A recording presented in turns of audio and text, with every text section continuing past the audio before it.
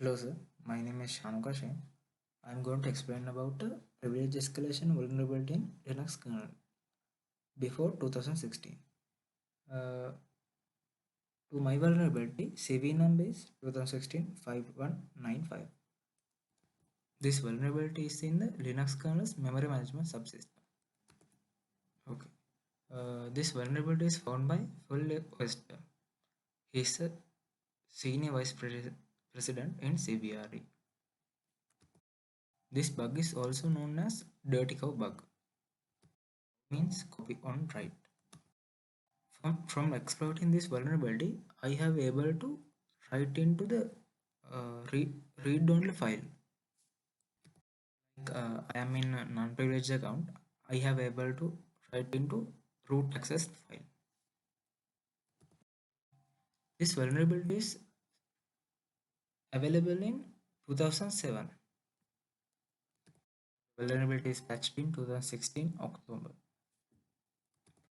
Vulnerable Linux version starts in 2.6.22. This is few example of patched versions in Linux kernel. And newer versions doesn't have this vulnerability in nowadays. There is a list of earlier kernel version fixed. The patch created in 2016 did not fix the problem in full, and a revised patch was released on November 27, 2017, before the vulnerability was widely disseminated all in the world. Okay, this is the exploitation code that I have used to exploit this vulnerability. Uh, we can talk this in much later. I have not used in Metasploit, but there is a vertical in Metasploit also. Okay, let's first look into the how this code going to be run. I am using a Ubuntu VM for this exploitation. Okay, like I previously said, now I am going to do write into a read-only file from my Ashen account. Okay, Ashen is my non-privileged account. For creating a read-only file, I firstly switch into my root account. Sudo s. This is my root account. Now I am creating a file called text. This can be .txt file also. This text file cannot be a null file because of the code structure of the exploit code. Then I am going to insert some text to this file. This is my root account. I am using root.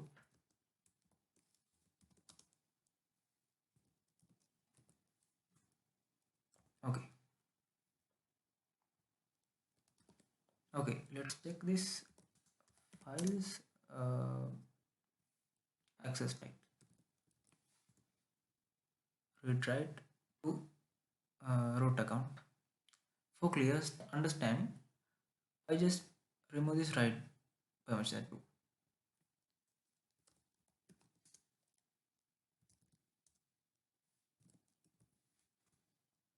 Okay. Okay. Now no one can write into this file, even root. Okay. Let's switch to my Ashen account.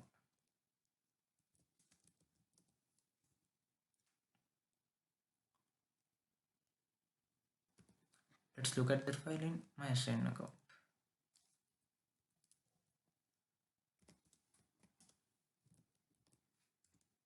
Okay. There is my text file with only read permissions.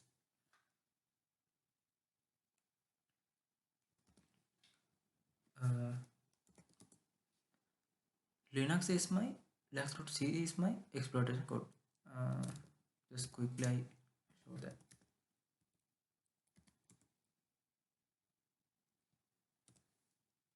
This is my exploitation code.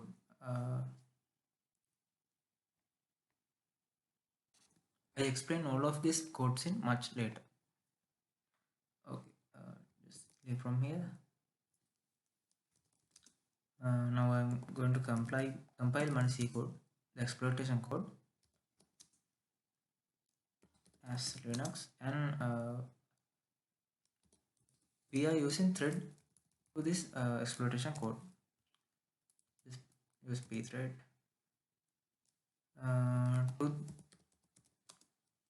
to this exploitation code. We need to give two parameters. First, in here it need to be our file name. In here, the string that we want to write to the value, write to the file. Like I'm in Ashen account, I use Ashen. Okay. This execution like get like 1 or 2 minutes. Okay, now it is done. I have paused my video like 1 or 2 minutes. Now let's check my text file.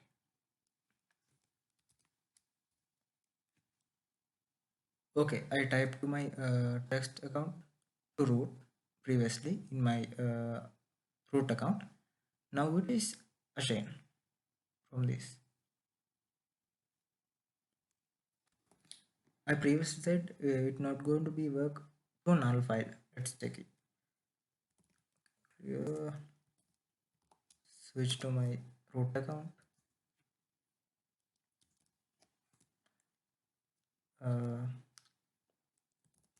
I'm removing my text file and I create it again. Okay, now I am not going to insert any value. Just change in permissions. Okay.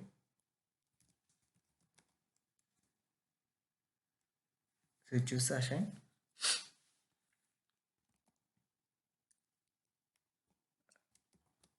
Linux. File name text. I need to insert Ashen.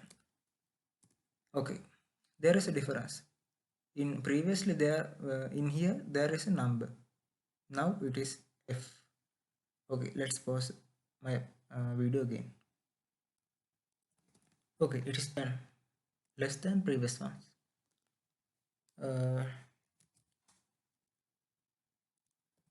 Let's open this.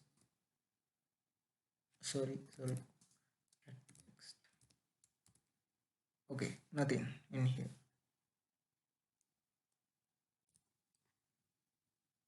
Not only single string, we can use multiple strings to this as parameters, like this.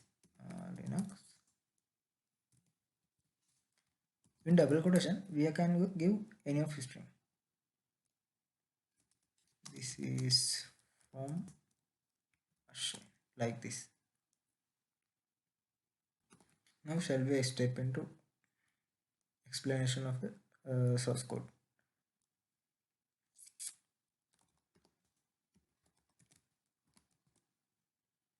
Okay. Let's first focus about main function. In main function, in here if open, it opens the file to write as read only. After that, mmap means it creates a new map memory segment in current process. Actually, this is not going to copy the file. This create a memory map. For these parameters, if means open, means open a new memory area. PR to read means the new memory area is read only.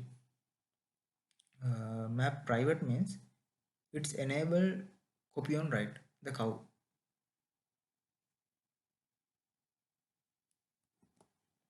And in here there are two threads. These two threads going to run in parallel, and in here it waits to threads to be completed. Okay, let's look about this two threads in advice thread. this m-address thread. This code segment is looped 10 million times from this for loop. Okay, M advice means memory advice. Advise kernel how to handle memory map area. To handle this M advice key function, there is a man page. Okay. Okay. In here there is madb don't need parameter. In here it says do not expect access in the near future. Means for the time being, the application is finished with the given range. Given range means this 100 bytes. So the kernel can free resources associated with it. For that flag also there is no they have information for that. Yes, and we do. Okay, let's move to the next thread. There is proc self mem thread. In proc directory, information it contains information about current processes. In self directory, it contains current process information. In mem, it represent of current process memory. And here also, this code segment loops 10 million times. First code line is used to move the current cursor to start of the file in the memory map. And the second code line used to write the string that we have passed as argument when executing the file. But remember, we are not writing to the actual file in read only. We are writing to the file we are in the memory map. If it cannot, then how can we write to the actual code? Okay. There are threads are used to execute programs simultaneously. Now in here, these two threads are executing simultaneously for 10 million times. This is the rest condition. This is called rest condition.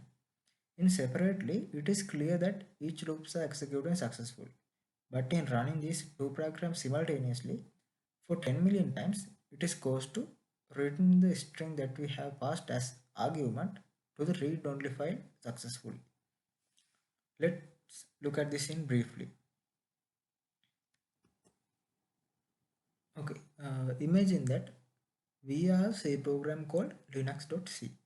We don't have direct access to the physical memory since we are just a user level process. Anytime we want to write to physical memory, we have to go through the kernel and reference a visual address space. Additionally, sitting in physical memory is root file that we can read from but cannot write to cannot write. But our plan is to use the dirty cow vulnerability to write to it. First, we ask the kernel using nmap to create a private mapping of root file on our visual memory. Since our mapping will be private, we will be able to write to it all we want, and changes made to the private mapping won't trickle down to the original file.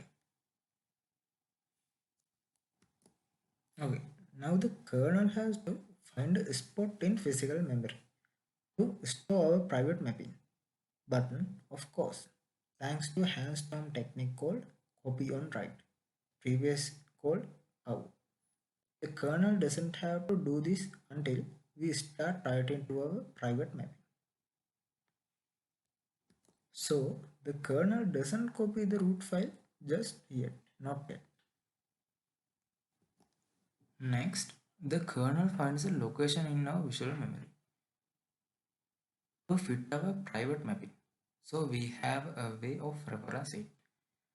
If we wanted, we could have specified this location ourselves in our mmap call in the code. Alright, this is how it happened after mmap has done its job. The next step is to write whatever we want In our example, we use Assign. In our code also we use Assign.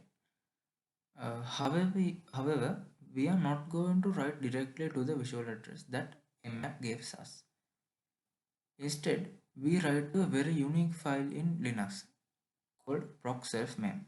I previously said that. Procself-mem is a representation of our visual memory in Linux.c. It's part of a special file system in Linux called procfs. The dirty cow vulnerability actually requires us to use procself-mem because the vulnerability lives inside the kernel's implementation of process-to-process visual memory access. In shortly, we ask the kernel to write assign to our private mapping. At this point, the kernel has to figure out where in physical memory he will actually be writing. The kernel initially probes the original root file, but then realizes that he is mean to create a private copy for us. This is where the copy write takes place. Okay, our private copy is finally made, and the kernel knows exactly where to write. But notice that the kernel has yet to write, and so far the kernel has only located the physical address. More importantly, our write consists of two non-atomic steps: locate the physical address and write to that address. This means we can get right in the middle of the two steps and run some other code. Here's where we commit the real crime. We use advice to advise the kernel that we don't need a private mapping anymore. madvice function with don't need flag. Thus, the kernel naively saps and forgets about our private mapping. And the kernel now is tricked into thinking our write was for the original root file. Now the private mapping is gone. This is how without private mapping, and this is going to be finish up our write. How it's look like before successfully finished, and now it is done successfully. This is a visual explain of my exploiting code. Dirty cow in mobile security. How dirty cow affect to mobile? If you have any device running a Linux kernel higher than 2.6.22, there is a good chance that you are vulnerable. The same goes for all versions of Android, whether they come from Samsung, Google, Cyanogen, MIUI, or other vendors, because they have not yet issued security updates. In order to exploit this vulnerability, the attacker needs to run code in the affected device, which in Android's case can be done via the Android Debug Bridge, known as ADB, over USB or by installing an app that makes use of the exploit. Then how to protect mobile from dirty cow? While updates are not currently available for any impacted device, by following good risk practices, you can reduce your risk of exposure. As long as dirty cow is a local vulnerability and running native code on Android requires no special permission. The first recommendation is to avoid installing software from unknown sources. Beware when connecting your mobile device to a computer using USB, because desktop malware could use ADB to exploit the vulnerability in a phone and achieve root privileges. So I think you get an idea from this video which I explained about CVE 2016-15195 privilege escalation vulnerability step by step, and so now you have knowledge about what is that vulnerability. Then I explained the C code, how it works and how it exploited successfully. Finally, I did a diagram explanation for clear understanding of how this vulnerability works and how exploitation was worked. This is how I able to understand this vulnerability and able to explain about this vulnerability. Thank you.